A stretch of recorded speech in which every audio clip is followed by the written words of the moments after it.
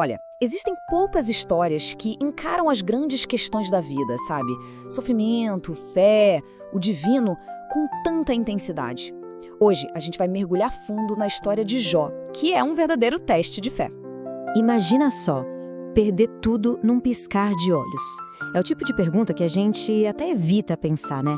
Mas para o homem no centro da nossa história de hoje, isso não foi só uma hipótese, foi a mais dura realidade. Então, vamos lá. Vamos começar do começo. E o início da história de Jó, curiosamente, não é nada trágico. Muito pelo contrário. É o retrato da vida perfeita. Lá na terra de Uz vivia esse homem, Jó, que, bom, ele tinha absolutamente tudo o que alguém poderia desejar. E não era só fama, viu? O próprio texto faz questão de deixar isso muito claro.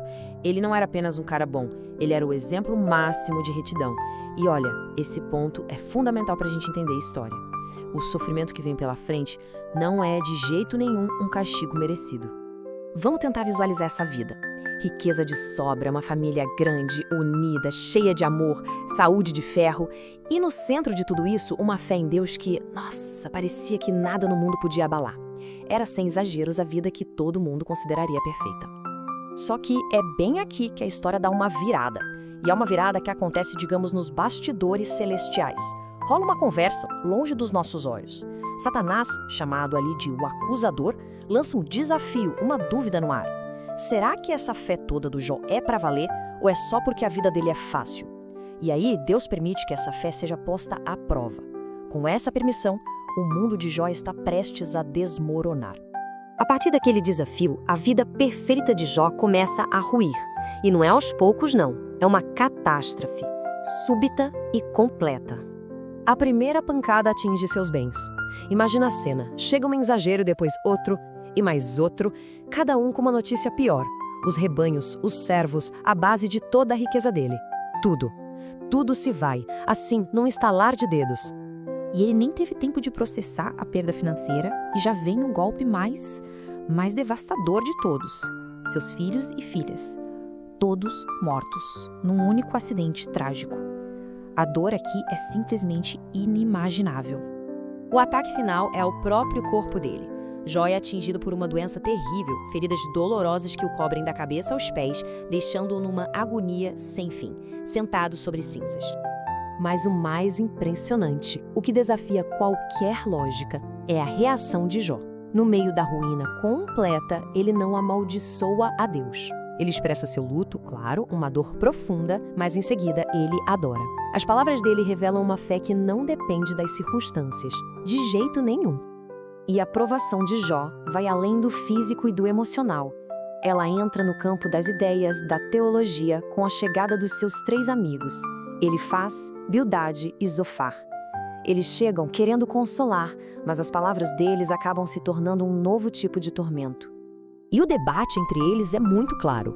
Os amigos de Jó trabalham com uma lógica que parece simples. Uma lógica que talvez a gente ouça por aí até hoje. Se Deus é justo, então todo sofrimento deve ser um castigo por algum pecado. E eles pressionam Jó para ele confessar. Mas Jó, firme na sua inocência, rejeita essa ideia. Ele não quer um sermão, ele quer uma resposta do próprio Deus. No meio desse impasse, uma voz mais jovem aparece. Eliú. Ele observa a discussão e oferece uma perspectiva totalmente diferente. Ele questiona: e se todo mundo estiver olhando para o sofrimento do jeito errado? E se não for só sobre punição, mas também sobre purificação, sobre comunicação, sobre restauração? Depois de todos os debates, do silêncio, da angústia, Jó finalmente consegue o que tanto pediu, uma resposta de Deus. Só que não é a explicação que ele ou qualquer um de nós esperaria. Deus não entrega para Jó uma lista com os motivos do sofrimento dele. Pelo contrário, ele responde com uma avalanche de perguntas sobre a criação do universo. É como se dissesse: onde estava o ser humano quando criei o mundo? A resposta de Deus não é uma explicação, é uma lição de perspectiva sobre a diferença gigantesca entre a sabedoria divina e a nossa compreensão. E esse encontro transforma Jó por completo. Ele percebe que a sabedoria dele não é nada perto da de Deus. Ele deixa de ser um homem que exige respostas e passa a ser um que se submete com humildade, encontrando paz não na explicação, mas na grandiosidade de Deus. Depois dessa profunda transformação, a maré vira. A história de Jó não termina em cinzas. Ela termina com uma restauração completa.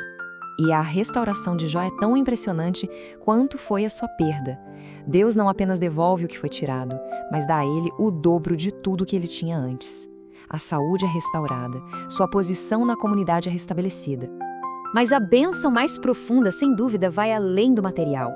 Jó ganha uma nova família, com filhos e filhas. E ele vive para ver não apenas os filhos, mas os netos e os bisnetos, desfrutando de uma vida longa e plena de 140 anos. Então, o que fica dessa história toda?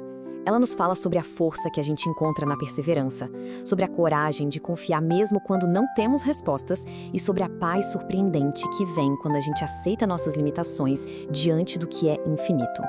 E no fim, a história nos deixa com essa questão fundamental para refletir. Uma fé de verdade, ela precisa de respostas para todas as perguntas? Ou ela precisa de confiança para seguir em frente, mesmo no meio do inexplicável?